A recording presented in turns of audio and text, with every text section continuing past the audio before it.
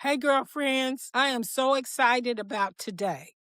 And I want to welcome you back because this is day 2 of spring cleaning. Yesterday we talked about how we move from room to room, not just in the house, but also in our hearts. I'm talking about 1 minute we're in the closet of old memories. Then we find ourselves in the kitchen, of daily being overwhelmed. And before you know it, we've wandered into another emotional space carrying clutter from the last room. That is what grief and emotional clutter can do. Yep. It keeps us shifting from feelings to feelings, sadness to frustration, fear to exhaustion, memories to anxiety without ever, you guys, stopping long enough to clear what we're carrying. We just keep going. But today, we're going to talk about why all of that begins to feel so heavy. I'm talking about real heavy. Sometimes it is not because something happened. Sometimes it's because we have been carrying it, for too long. Too much, too long. It can hurt. I know that feeling personally. After the passing of my son, Travis, I remember I could barely function. But you know what? I got up every day. I'm answering calls. I'm showing up for everybody else.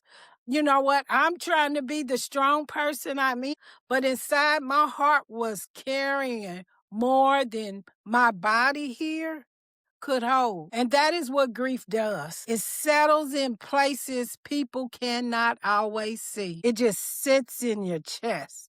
It just sits in your thoughts.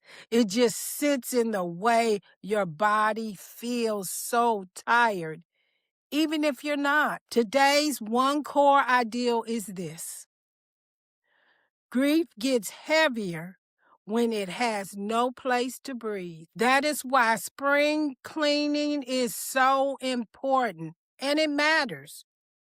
We're not just cleaning rooms like in our house. We are cleaning out the heaviness in the heart. We keep moving through the day without ever stopping to release what we are carrying. So today's scripture comes from Matthew 11:28. It says, "To me, all you who are weary and burdened, and I will give you rest." Let's sit with that for a moment. Come to me, says that. That means Jesus is inviting you close, not when you have it all together, not when you stop crying, not when you don't know what to say. I'm talking about right now, in the middle of the heaviness. And then it says, all you who are weary and burdened. And that sometimes is me. That is grief's language, though. Weary means emotionally tired. Burden means carrying more than you ever meant to hold. And especially alone. That could be sorrow. That could be memories. That could be regrets. That could be questions. The pressure to keep living in the new normal. And I will give you rest means this. This does not mean the pain disappears. I'm talking about overnight. It does not. It means that Jesus offers rest in the middle of pain. I'm talking about peace in the middle of heaviness, breathing room for our hearts. For me, this means I do not have to carry Travis's loss by myself.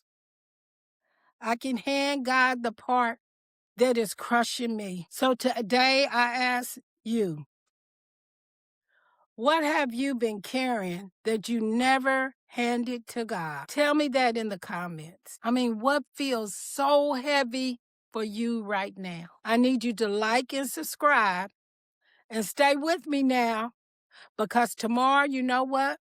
We're going to be talking about graphia and how clutter makes grief feel louder. Yeah, you'll get to meet my girl, Graphia. And remember this, grief is not your friend. or my friend because God is. Be blessed.